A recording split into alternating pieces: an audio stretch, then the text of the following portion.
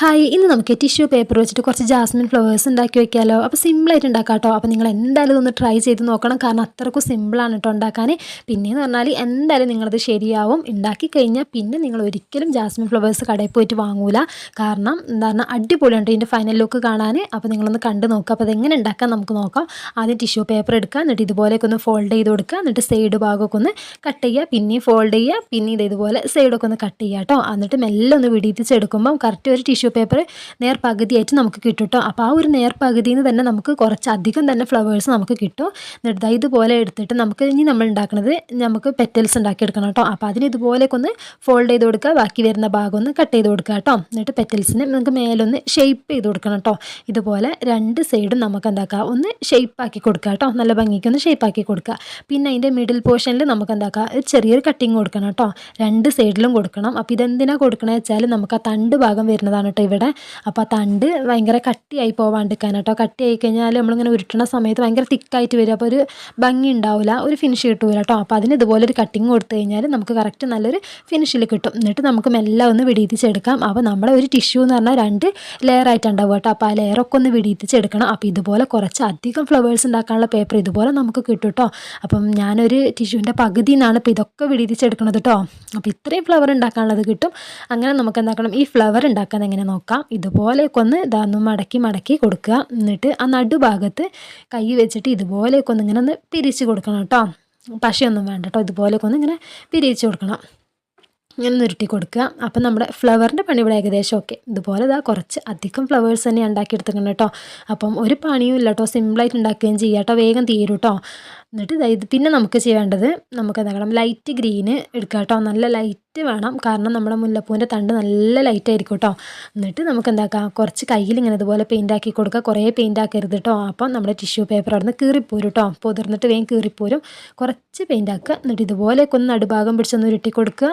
അങ്ങനെ എല്ലാ ഭാഗവും നമുക്ക് ഉരുട്ടി കൊടുക്കണം കേട്ടോ ഇതുപോലെ. പിന്നെ പെയിൻറ്റിൽ ഒട്ടും വെള്ളം കൂട്ടരുത്. വെള്ളം കൂട്ടിയാൽ വേഗം നമ്മുടെ ടിഷ്യൂ കീറിപ്പോരും പൊതിർന്നിട്ട് കേട്ടോ. ഇപ്പം തന്നെ ഞാൻ എൻ്റെ കയ്യിൽ ഇത്തിരി പെയിൻറ്റ് കൂടി പോയപ്പോൾ കയ്യിൽ ഇങ്ങനെ ടിഷ്യൂ പേപ്പർ ഒട്ടിപ്പിടിക്കണ്ടായിരുന്നു കേട്ടോ. അങ്ങനെ ഞാൻ എന്താക്കി, ഇതുപോലെ ഫുള്ളൊന്ന് കളർ ചെയ്ത് കൊടുത്തിട്ടുണ്ട് കേട്ടോ. എന്നിട്ട് നല്ലോണം ഒന്ന് ഉണങ്ങാൻ വെക്കുക. പെട്ടെന്ന് ഉണങ്ങി കിട്ടും ടിഷ്യൂലായും കൊണ്ട് കേട്ടോ. പിന്നെ ഇതാ ഉണങ്ങിക്കണം കേട്ടോ. അപ്പോൾ ഇങ്ങനെ കാണാൻ തന്നെ നല്ല ഭംഗിയുണ്ട് കേട്ടോ കാണാൻ. ഇനി നമ്മൾ അടുത്ത പരിപാടി എന്ന് പറഞ്ഞാൽ ഇതൊക്കെ ഒന്ന് കോർത്തെടുക്കണം. അതാണ് നമ്മൾ അടുത്ത പരിപാടി കേട്ടോ. അപ്പോൾ അതിന് കോർക്കാൻ ആദ്യം നമ്മൾ മെഷീൻ ത്രെഡ് എടുത്തിക്കണം കേട്ടോ. എന്നിട്ട് ഞാൻ ആദ്യം വിചാരിച്ചു കെട്ടിട്ട് കോർക്കാമെന്ന് കേട്ടോ. അങ്ങനെ ഞാൻ എന്താക്കി ഫോണിൽ നോക്കി പഠിച്ചു. അറിയൊന്നുമില്ല കേട്ടോ. അപ്പോൾ എല്ലാ കാര്യങ്ങളും അറിഞ്ഞിട്ടൊന്നുമല്ലല്ലോ, അങ്ങനെ തന്നെ എല്ലാം അങ്ങോട്ട് പഠിക്കുക എന്നുള്ളതിൽ ഞാൻ എന്താക്കി കെട്ടിട്ട് കോർത്ത് നോക്കാമെന്നുള്ളതിൽ ഞാൻ എന്താക്കി ഫോണിൽ നോക്കി പഠിച്ചു കെട്ടിട്ട് കോർക്കാൻ തുടങ്ങി കേട്ടോ.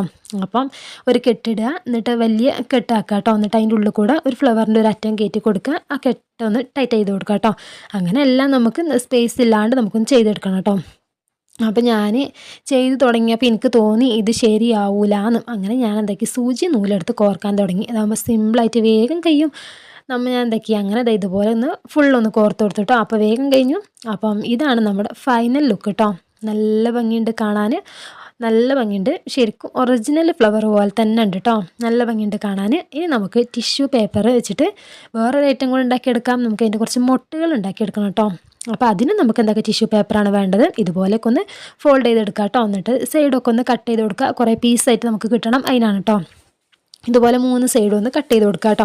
അപ്പോൾ ഇതുപോലത്തെ ഒരു പീസ് കിട്ടും. പിന്നെ നമുക്ക് വേണ്ടത് കുറച്ച് തെർമാക്കോളിൻ്റെ ബോൾസാണ് കേട്ടോ.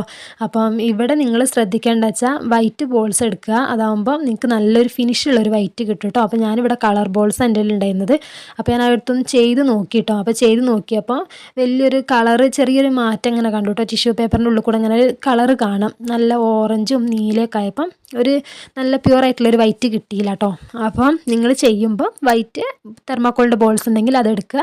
അല്ലെങ്കിൽ ടിഷ്യൂ പേപ്പർ തന്നെ ഒന്ന് ചെറുതായിട്ടൊന്ന് ഉരുട്ടി കൊടുത്തിട്ട് അത് വെച്ച് ചെയ്താലും മതി കേട്ടോ.